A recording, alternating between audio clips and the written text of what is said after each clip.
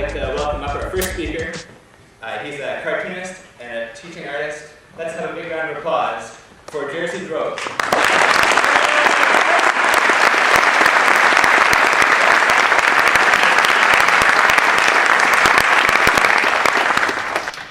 Guess I should do a test. Whoa, okay.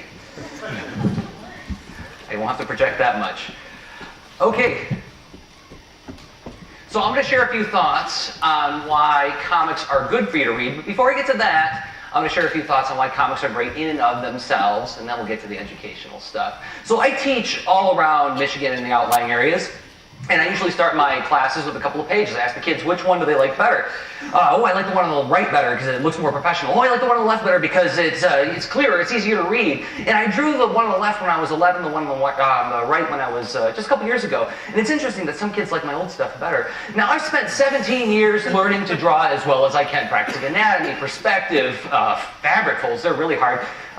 Gesture, expression. There's a lot to learn in making comics, and I worked really hard to get as good as I am at it. And a couple years ago, I did a graphic novel called The Front, and in it, I introduced a character named Jerzy, the Abominable Snowman, who became one of the most popular characters in the book because he's a big furry monster with the mind of a child, and that's kind of funny.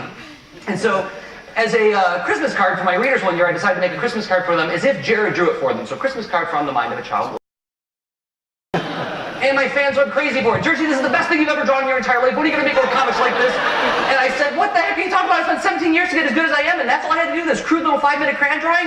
Well, how can you like that one better? Well, here's the news. You don't have to be a great illustrator to be a great storyteller, and comics is telling a story with image, and that is regardless of the quality of the images. It sounds strange because comics are made of drawings, but you don't have to illustrate well to tell stories well.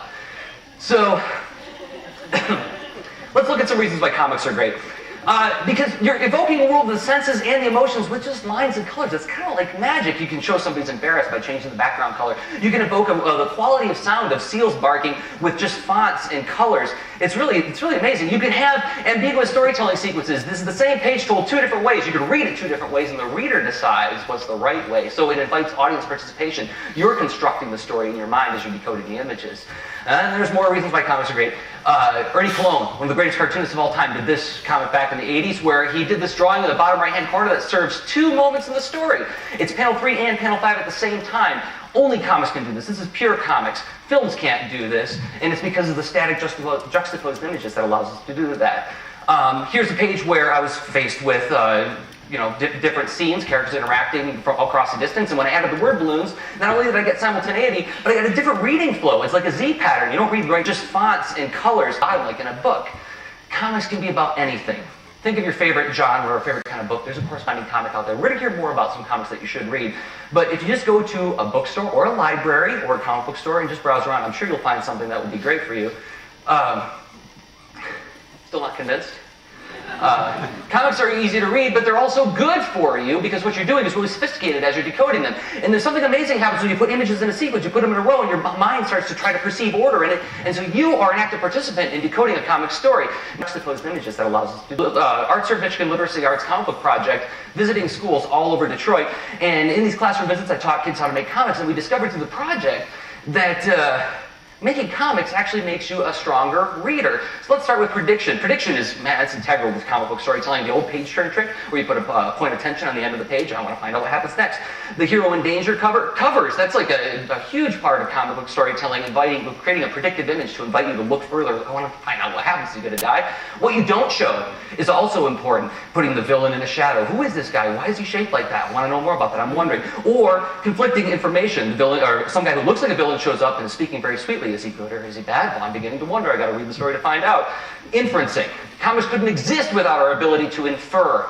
You are piecing these images together. When the changes are less distinct, it's easy to find the narrative there. But when they're more distinct, your mind is working overtime trying to piece all these different disparate pieces into a cohesive narrative.